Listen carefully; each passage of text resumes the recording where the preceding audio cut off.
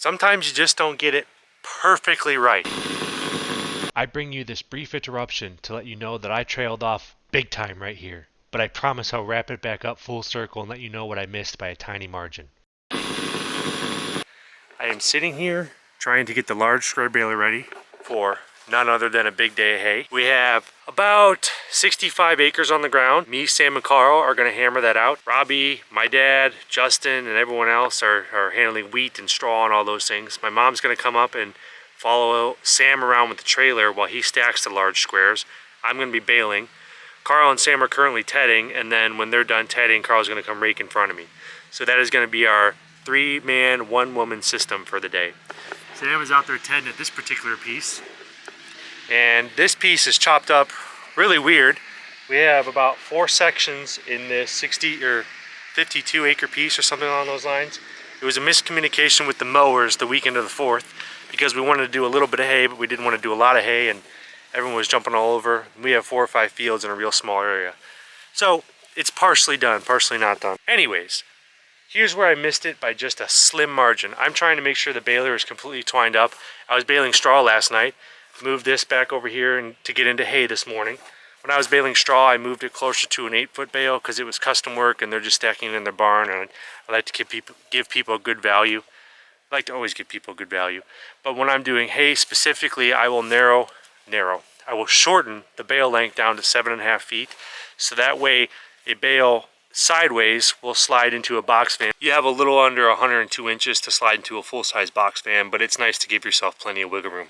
Anyways, to get to the real point, I'm trying to refill the baler with twine, and I hit it just a tad too soon. There's like, I don't even know, 3 bales worth of twine still on this particular roll. So I'm sitting here and I don't really want to cut it and restart it, so I can't put twine in. I can pop one here. We're moving into a different color. None here. Let's check the other side.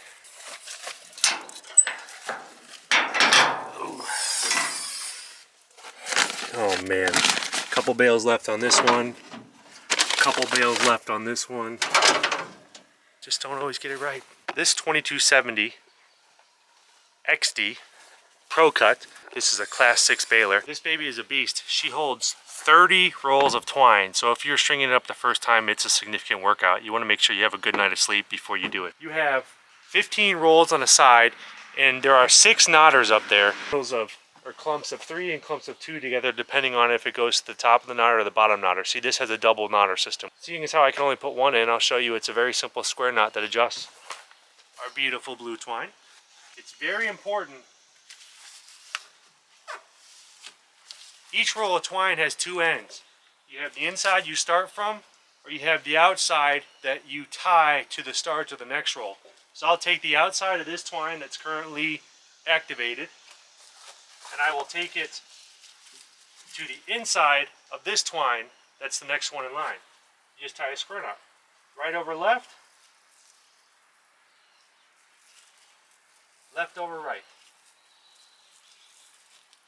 I guess it's called a square knot because it sort of looks like a square. Voila, that should not pull through. Occasionally it does, but it shouldn't. And we have one more we can jam up over here.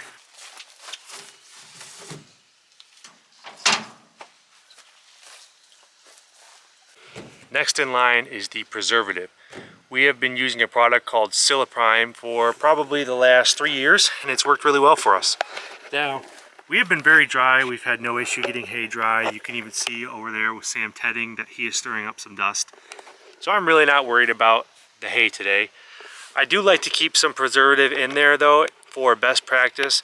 The first 30 minutes or so when I start baling, I have it on in case there's any lingering dew moisture. And then I always flick it on for the 4 or 5 outside rounds, especially along tree lines. I have a moisture meter. I have not baled anything even remotely tough this year, but it still makes me feel a little better, and I guess you could call it cheap insurance. So we have these bags of Prime. We will throw up in the Silo King applicator, which is an entirely different product. And I have to get them up there, and I think it should hold 4 or 5. So that's the next goal. This is about the hardest this job gets. 50-pound bag that you're taking up the ladder. I have some already deposited.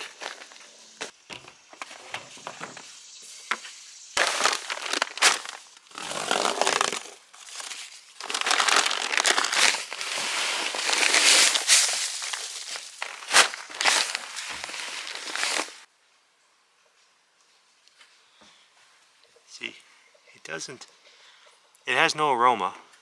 It's just little fines.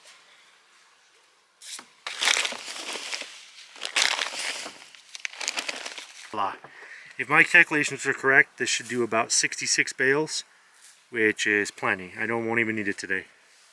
Just makes me feel a little better.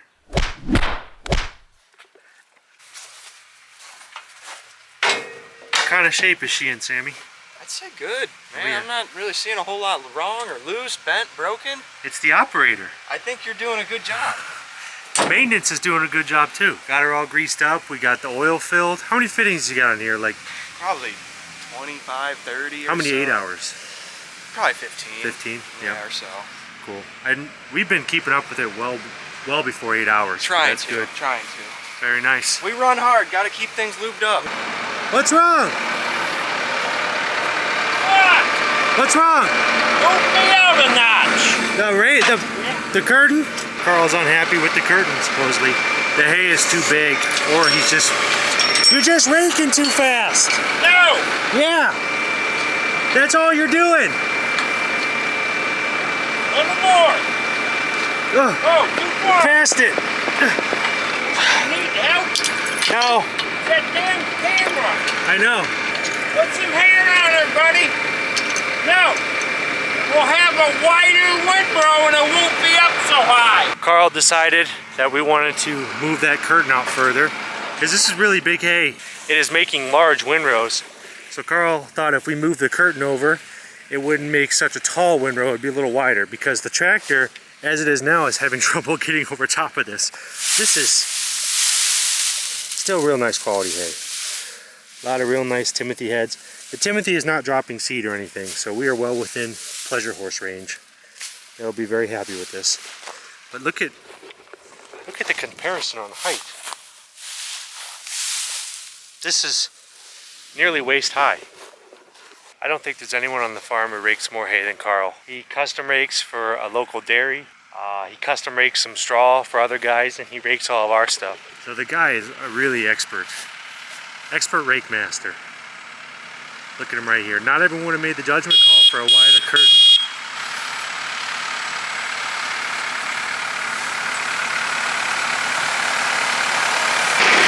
What do we got, Sparky? I don't know. Here, smile. No. Come on, smile. Come on. Wow. I'm wasting tether. Still, that's nice looking hay, buddy. I know. I can't believe it.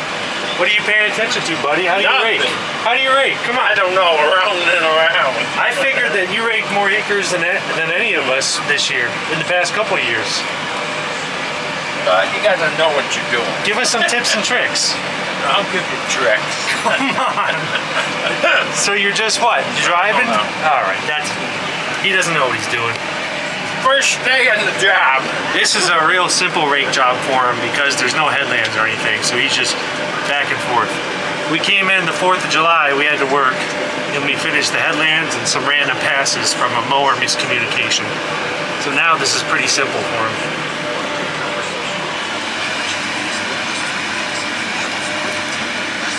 You know, as soon as you get on camera, you turn around all the time. I know I'm watching it. I know you don't turn around when you're not. Really? I think that guy that was here, I think he lives up on 83 or 18. Where the soccer place is. Sammy, I'm going to start baling. If you want to take the JCB and put together a tier 3. Are you filming? Oh yeah. Yeah. Can do. Stacker. We have the beautiful 8370 in front of the 2270 XD. We have all of our preservative we need. We are twined up, freshly greased. We got oil for our chain lube and our knotter oil. Everything is good to go. The first 1.5, maybe over 1 3/4 bales that come out of the chamber will be straw from yesterday. They're at Robbie's house, and he has 1.5 really nice Timothy grass bales sitting in a straw field. So at some point we'll just swap those on a back and forth. I'm hoping. Carl is raking. Sammy's getting the telehandler serviced for a little bit. I'm gonna start baling. Last bale was 1,305 pounds, 11% moisture. Those are some good specs. My monitor's telling me it was about 91 inches.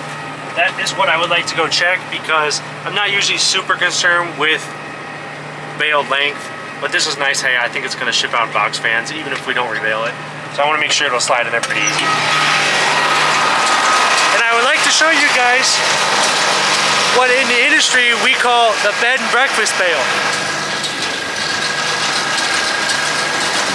You have some nice Timothy and then some nice bedding on the side. Bed and breakfast.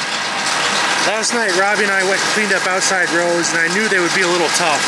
And this is what happens when you have tough stuff that stays in the bale chamber. So I didn't mind baling it because it was literally like 1.5 bales and it would be kicked out the next day, and it's no big deal. It won't get put in the barn or anything. So that's why you have a little bit of the burn mark on the side. So if you are not familiar with farming, that there is the difference between hay and straw. Decent quality hay and decent quality straw. What am I doing? I forgot what I was doing. I am measuring the length of this bale. So that is our, 1,305-pound bale back here.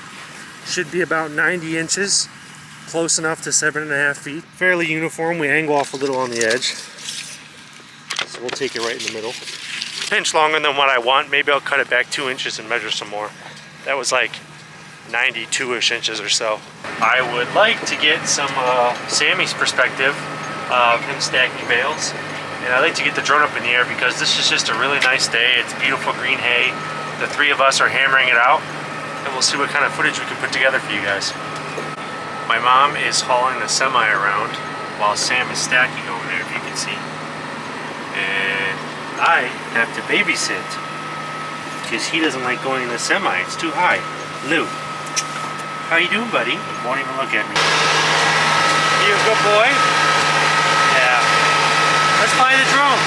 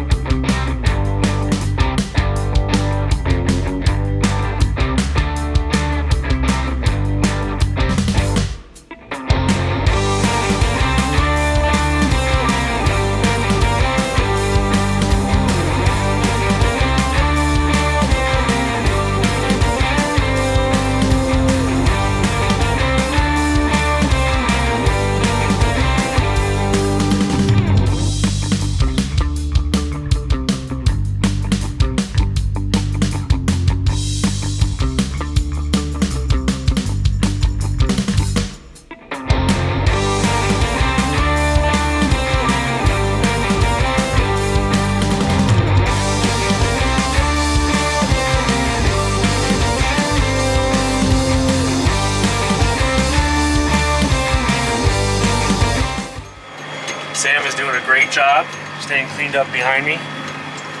I had called Carl earlier. There's a waterway on the back end of this field, and I wanted him to rake it separately, and I would zip across and make a couple bales.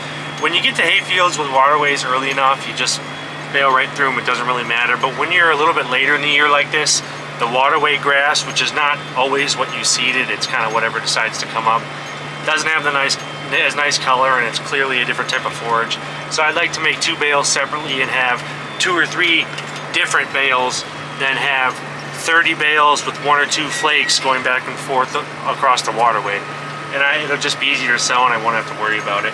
We made the mistake in one of our fields a couple weeks ago where the guys just kept going back and forth picking up the waterway bales and the bundles, and instead of about 4 bundles of waterway hay, I have about 65 bundles of 1 or 2 bales of waterway hay in them, and it just makes it pretty annoying.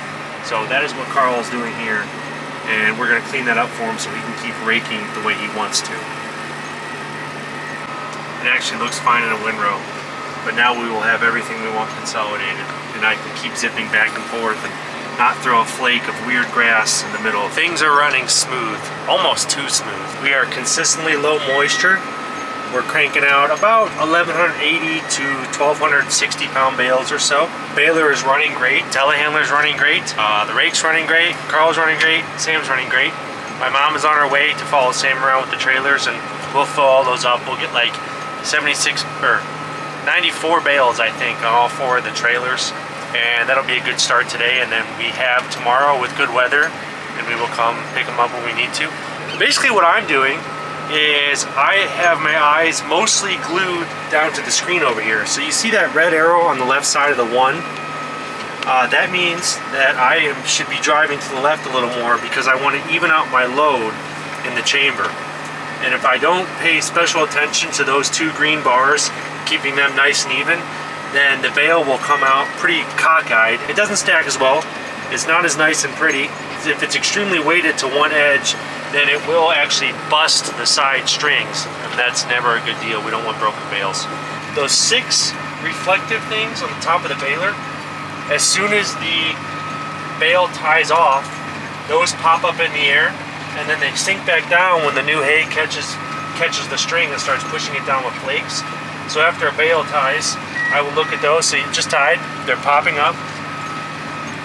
You give it about 30-40 feet and they all should come back down and bounce uniformly. And that means you had a successful knot and things are good to go. We are getting down to the final windrows of this field. Sam has everything, or mostly everything, he's about to catch me, all stacked up in groups of 3. That makes it so unbelievably nice to roll in here with the trucks and get it cleaned up. He has all 3 trucks over there, which I doubt you can see, completely stacked up and full. They got to be strapped down. We are running a little short of guys right now, so we are not able to haul out of the field and unload and get trucks rolling back and get them loaded. It's pretty much just me, Carl, Sam, and my mom. And you know, me and Sam are kind of the only ones that really run loading machines out of those 4. So no one's at the barn loading, but that's okay. We don't have weather. We don't have a threat of weather tomorrow, so we'll get these 2 fields baled, and we should be able to clean them up tomorrow, no problem.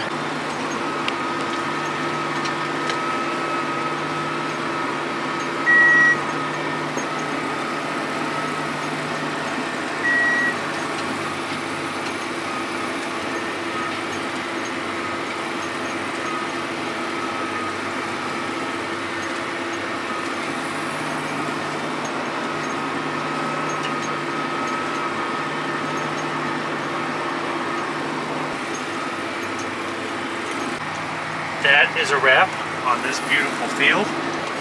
We did 190 bales this afternoon. They averaged 1,228 pounds. One of the things, we're going to go into the other field we'd like to get done tonight before the dew sets in. One of the things with this large square baler, I guess with small square balers you should check it too, is you want to get out and you want to make sure that there's no bale about to fall to your chamber, because you know, you drop a small square bale on the road, that's not very kind. Unless it hits a motorcycle, you're probably not going to cause extreme damage. But if you drop a large square out on the road, I mean, that could cause some serious issues. A 1,200-pound block. So we're going to check out Sammy's stack job and make sure there's no bale that wants to fall out of the chamber.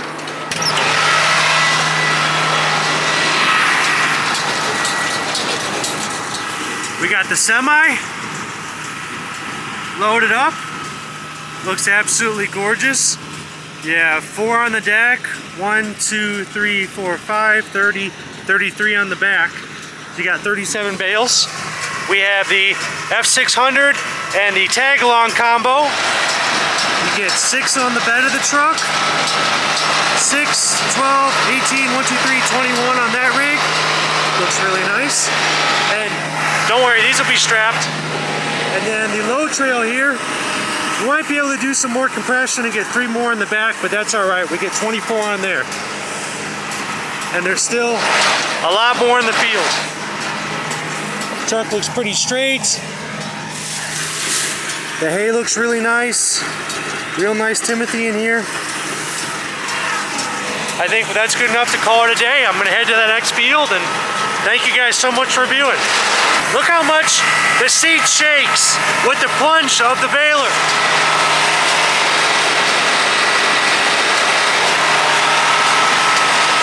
That thing is such a freaking unit. Oh yeah. The baler